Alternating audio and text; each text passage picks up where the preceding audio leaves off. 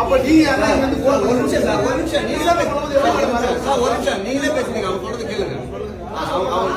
நான் சொல்லிட்டு அவங்க என்ன சொல்லிட்டாங்கன்னா வெளில வாங்க பேசுங்க. ஏன்னா நான் என்ன சொல்றேன், ஃபர்ஸ்ட் நீங்க போயிட்டு அவங்க அம்மா வந்துக்கிறாங்கல்ல அவங்கள வெளியே வர சொல்லுங்க. நாங்க போறோம். மேடம் சீரியஸா நீங்க வேற என்ன வேணாலும் பண்ணுங்க. அவங்க ஃபர்ஸ்ட் வெளியில கூப்பிடுங்க. நாங்க போறோம்.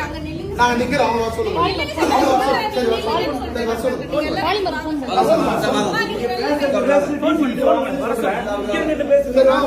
கூட்டு போயிடுங்க, அவங்க உங்களை அடிச்சே கொண்டுவாங்க, அந்த பிள்ளைய தயவு செய்து கூட்டு போயிடுங்கப்பா வந்துன்னு சொல்லி அவங்க சொன்னது ஒன்று. அவங்க வீட்டில் வானகரத்தில் அவங்க வீடு இருக்கு. நான் அங்கே போயிட்டு என் பிள்ளைய போய் நான் கூட்டிகிட்டு வந்துட்டேன். அவங்க அடித்து துன்புறுத்து இது ரொம்ப காயத்தில் இருந்தால் நான் உடனே மருத்துவமனைக்கு கூப்பிட்டு போயிட்டேன்.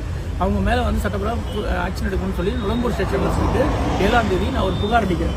அதாவது என்னுடைய குழந்தை இந்த மாதிரி வந்து குடும்பப்படுத்திருக்காங்க, இவங்க 2 பேரும் சேர்ந்து யுவராணி சிலம்பரசன் சேர்ந்து குடும்பப்படுத்திருக்கான்னு சொல்லி நான் கம்ப்ளைண்ட் ரைஸ் பண்ணேன்.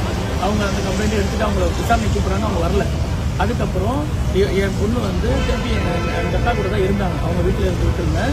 2 நாள் ரொம்ப மன உளைச்சல் இருந்தால் பாதிக்கப்பட்டு அது அடுத்த நாள் நைட்டு வந்து அவங்ககிட்ட சொல்லியிருக்கா, என்னை வந்து இந்த மாதிரிலாம் பண்ணலாம், எனக்கு கை வச்சா என்னை வந்து வாழை இருந்து துன்புறுத்தினா ரொம்ப அதை வந்து நான் ஒத்துக்கலாம் என்னை போட்டு அடித்தான். ஏன்னா அதுக்கு எங்கள் அம்மா கிட்ட போய் சொன்னியா கேட்டதுக்கு சொன்னாலும் அவங்க என்னோட வாழ்க்கை போயிடும், நீ அதெல்லாம் வந்து அடி பண்ணிட்டு தான் இருக்கணும்னு சொல்லி சொன்னாங்க. யார்கிட்ட சொல்கிறதுன்னு தெரியல எனக்கு.